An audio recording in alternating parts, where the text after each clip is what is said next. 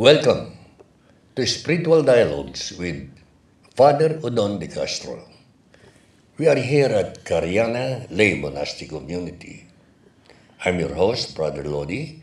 With us is Sister Tachi. Sister? Yes, Father, I was just wondering, what's the issue now?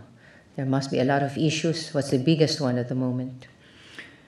Yeah, so we have been trying to discuss the confusion that is going on in the Catholic Church, and we are taking one by one the issues that are involved.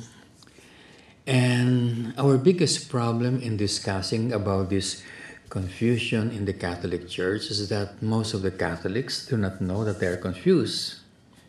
Yeah. In other words, they do not know the issues involved that is causing all the confusion. And the reason behind it is because they themselves do not know the Catholic faith. The confusion is because there is a confusion in knowing what is the Catholic faith and what is not the Catholic faith. And since they are not familiar with the Catholic faith, so they do not know that there is a confusion going on. Because you must know what is the teaching of the Catholic Church to realize that there are doctrines or teachings that are causing confusion in understanding it properly. So you would say it doesn't help either if you don't know anything. There's no confusion, but there's nothing there. No, that's why what we are doing is we are telling people what are the issues that are involved and what is the teaching of the Catholic Church and what are those teachings which are against the Catholic Church, and then we'll separate the two to disentangle the confusion. Father, can we blame the lay people, the ordinary people who doesn't understand our faith, the cause of this confusion? We cannot blame the lay people. As you notice, what we are blaming are the priests and the bishops, Yes, Father. and even the Pope in some way, who is supposed to clarify all the confusions that is going on in the world today. In that case, the authorities should explain very well the doctrine of the Catholic faith to the lay people. Are they not doing this, Father? Yeah, because the problem precisely today is that even the priests and the bishops, and as we shall gradually show, even the Pope is confused. Oh, terrible. So if they're confused, what do you expect from the layman? So you would say, Father, but there are times when the Pope has said something that seemed to cause confusion, and there were people or bishops who questioned. We had gone through that before. And there was no answer, right? Yeah. That is the problem, that sometimes when the higher ups like the bishops or the Pope says something that is very confusing, the other bishops have no proper explanation. They cannot disentangle the confusion, and so the people remain in confusion. But the grace of God is the fact that most people do not know that they are confused, That I was going to which is not a very good situation. Not you know. either. Not either, yes. Yes, Father. So the confusion we are going to discuss in this next program, starting now, is the big issue on who is the true Pope. Oh, that's really something, Father. Well, it is something because to say that this person is a Pope is supposed to be an act of faith. Because Christ says that there will be successors to Saint Peter. Yes, Father. And we must believe that there are successors of Saint Peter. And we have to point who is the successor of Saint Peter. Now, if for instance I ask you, who is God? And you point, this is God, and you're pointing at the wrong God, that is a sin against faith. Yes, Father. Because you are showing the wrong God, which is an object of faith. Or if I ask you, which is the true religion? And you point to a religion, and it is the wrong religion, Yes. then you are sinning against faith. And all those who follow you would be sinning against faith. It's called a sin against faith because you violated the theological virtue of faith. That is false teaching. It is a false teaching, yes. And so when we ask the question, who is the Pope? The answer is supposed to be an act of faith. In other words, you must believe that this is the Pope, act of faith. Because the teaching of the Catholic Church says this is the Pope. So that should be the reason why you're saying this is the Pope, because the teaching of the Catholic Church says this is the Pope. And the Catholic Church has teachings by which we can find out who is the Pope. But the Pope is being selected by the cardinals, and the cardinals supposedly knowledgeable about Catholic faith. How could they make a mistake in selecting a person to be a Pope? Well, it can happen that cardinals can make a mistake because they are only human. Yes. And the cardinals can choose the Pope that they want, and people might think it's a mistake, but it could be the right Pope. Yes. So it's not because the cardinals are the ones selecting that decides that a person is a true Pope, because there are instances in the history of the Catholic Church wherein cardinals elected Pope and they were all anti-popes. So that's possible. No? So the question is, how can we detect who is the real Pope? Because the confusion is in that people today are not sure who is the true Pope. When you say, when they're asking who is the true Pope, you are now assuming there are two. That's why you say who is the two? Or if there's only one, you can also say he's not the one. It has to be two, right? Not necessarily. Not necessarily. Can be five. Oh be yes, six, but can more be than seven. one, definitely, Yeah. Father. If there is only one, we have to accept that is the Pope. Is that the next step? No, Not even necessary. that, I see. because Okay. we should believe there is only one Pope Pope. and there can only be one Yes. Pope. But probably all those who are pretending to be popes are not Pope. All of Even them. if there's only one at the moment. Yeah, probably because okay. the one who claim to be Pope are not the ones who are true popes. Popes. Okay.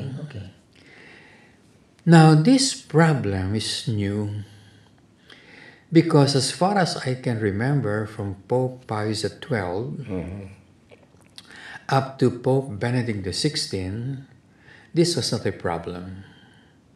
Oh, I see. In other words, everybody believed they were popes and nobody questioned it.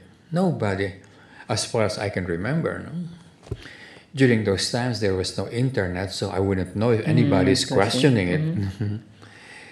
But now, because there is internet and there is plenty of activities going on in the internet, you can find out what is going on in the world. But as far as we're concerned, from Pope Pius XII up to Pope Benedict, this problem never existed. Nobody doubted that they were the true popes. The one sitting on the papal throne. That was time. At that time. Yeah, Okay. from Pius XII up to Pope Benedict XVI. Okay. Yes, Father. The trouble all began with Pope Francis. Why? Not because we are great thinkers who can analyze things, but people, theologians, and very important, dependable, reliable people have raised the question. So it's they, it's not we. So they raised the question that Pope Francis probably is not a valid pope. Why would they? Yes, they must have some. They must have good reasons to say that. So first is that should we entertain such an objection or something raised like that? Should we entertain it? Yes, Father, for the sake of truth. Correct. We have really to entertain it precisely of what we said before, that to point to the right person as the true Pope is an act of faith. So we cannot simply point at anybody, because if you point at the wrong person, that would be a sin against faith. And everybody who believes that that person who is not the Pope is the Pope sins against faith. Because their belief is erroneous. Yes, Father. So it's a sin against faith.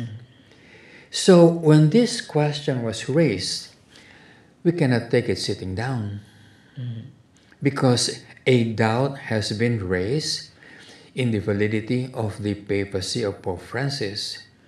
We have to resolve it, because if they are right that Pope Francis is not the true Pope, and we believe them and we follow them, we all go to hell, because our faith is directed towards the wrong object of faith.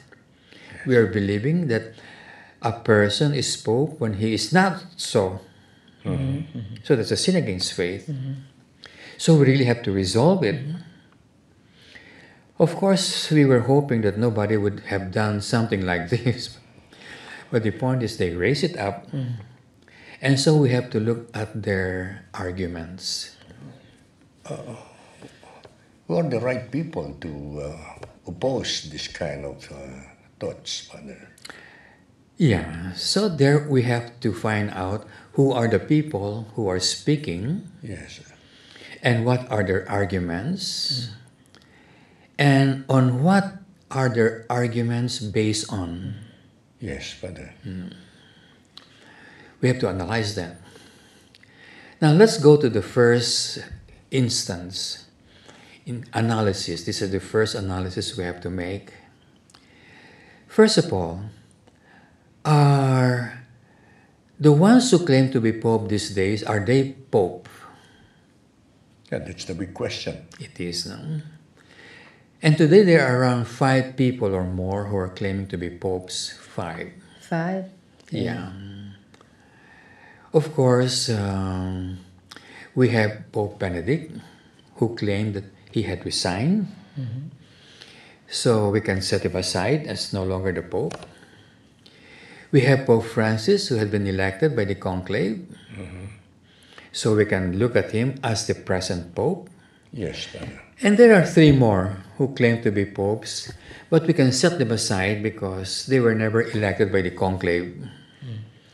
Like claiming. Pope Michael. So they're just claiming. Yeah, they're only claiming they're Okay. popes and so on, but they cannot support the fact that they are popes. There is no argument, so let's set them aside. The biggest argument is first directed towards Pope Francis only. Because he is the Pope at present. He's the present Pope. So the question being raised is he the true Pope or not? We have to put everything aside. The 3 other popes, even Pope Benedict, who claimed to have resigned, we have to put him aside. Everything is focused on Pope Francis. Is he the true Pope or not? That's the first question. We should be, how do you call it?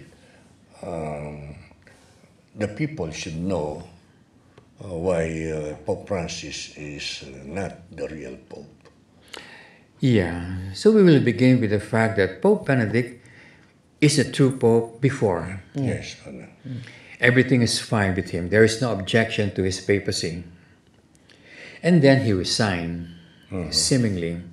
So Pope Francis was elected by the conclave as the next Pope. And in that sense, everything is fine. If Pope Francis has been elected by the conclave, then he's Pope. If he is validly elected, are you starting from that point? So we'll work first on the assumption that he is the valid Pope. He's begin validly with that elected. first, yes. Let's not question that first. Okay. Yeah. Excuse me, Father, we have only 30 seconds to go. Yeah. So we're going to discuss the fact that Pope Francis is the present Pope. And many believe that he's the present Pope. Until these objections had been raised, and we analyze these objections, to his papacy, we see that some of them are valid. And that's the only reason in this program we are questioning the validity of his papacy, because we are trying to analyze the objections raised with regard to his papacy. And so that is what we're going to discuss now and in the next program. And we begin with the fact that the first objection to his papacy was proposed by Cardinal Arinze, who is a very dependable cardinal. He was a papabile. He was one of the candidates for the papacy during the election of Pope Francis. So he's a very dependable guy, very much trusted by the Catholic Church, respected by Pope Benedict. It was he, Cardinal Arinze, a Nigerian, who was the first one who questioned the papacy of Pope Francis because he saw that he was guilty of the heresy of liberalism. Thank you very much, Father. Please watch the next episode because Father Don De Castro will be explaining about who is the real Pope or things like that. Thank you very much for watching Dialogues with Father Don De Castro.